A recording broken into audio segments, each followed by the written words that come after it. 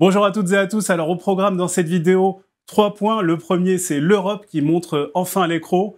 Le deuxième, c'est le marché obligataire qui s'enflamme. Et enfin, le troisième, assez rare pour le souligner, les actions européennes qui dépassent enfin les actions américaines. À tout de suite.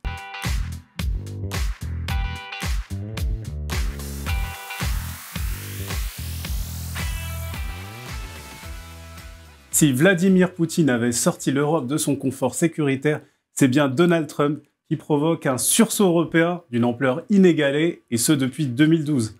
En effet, l'Europe annonce un plan de 800 milliards d'euros pour la défense, et surtout l'Allemagne qui annonce un plan de 500 milliards d'euros sur 10 ans, et ce pour ses infrastructures. Alors l'ampleur de la réaction européenne au nouveau positionnement géopolitique des États-Unis est tout simplement surprenante.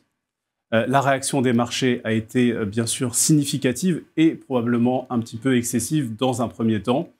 Les taux d'intérêt allemands long terme, par exemple, ont bondi de 40 points de base. Vous avez bien entendu, 40 points de base, c'est historique. Et dans le même temps, un panier constitué de valeurs de défense a progressé, lui, de 65% depuis le début de l'année. Alors la volatilité, elle continuera d'être soutenue dans les semaines à venir, avec des droits de douane entre l'Europe et les États-Unis qui n'ont pas encore été renégociés. Du côté des banques centrales, la visibilité de la Réserve fédérale américaine, donc la Fed, reste faible. Et puis nous continuons à penser qu'elle baissera ses taux 2 fois cette année. Cependant, elle ne devrait pas agir tout de suite, en tout cas à court terme.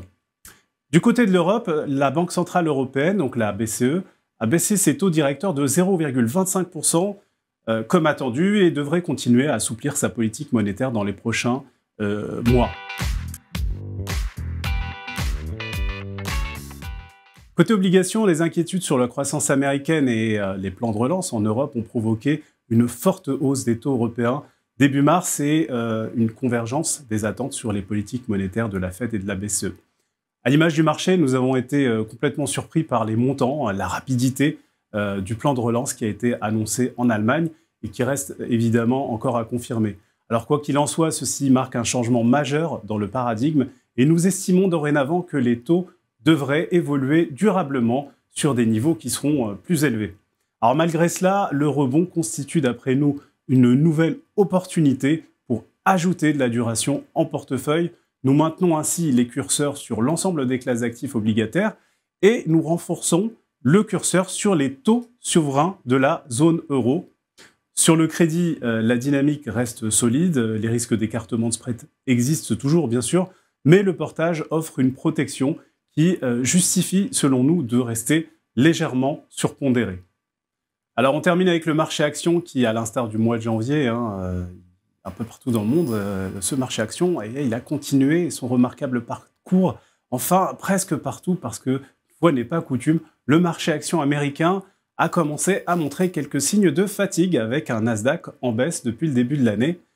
En dépit de l'effet Trump qui avait vu s'envoler Wall Street, il semble que la légère révision en baisse des perspectives de croissance outre-Atlantique commence à avoir des effets sur le consommateur américain. Alors, à noter le fort repli de quelques méga capitalisations technologiques. On pense notamment à Nvidia et puis surtout, bien évidemment, à Tesla.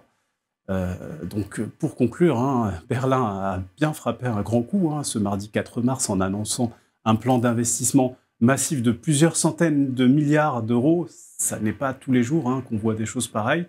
Ça marque une rupture sans précédent avec la traditionnelle rigueur budgétaire. Et cela pourrait amener les investisseurs à appréhender la zone euro de manière plus positive. Et nous, ça nous amène à relever d'un cran notre position sur la zone euro. Je vous remercie de votre attention et je vous dis à très bientôt pour notre prochain point mensuel. C'est bon.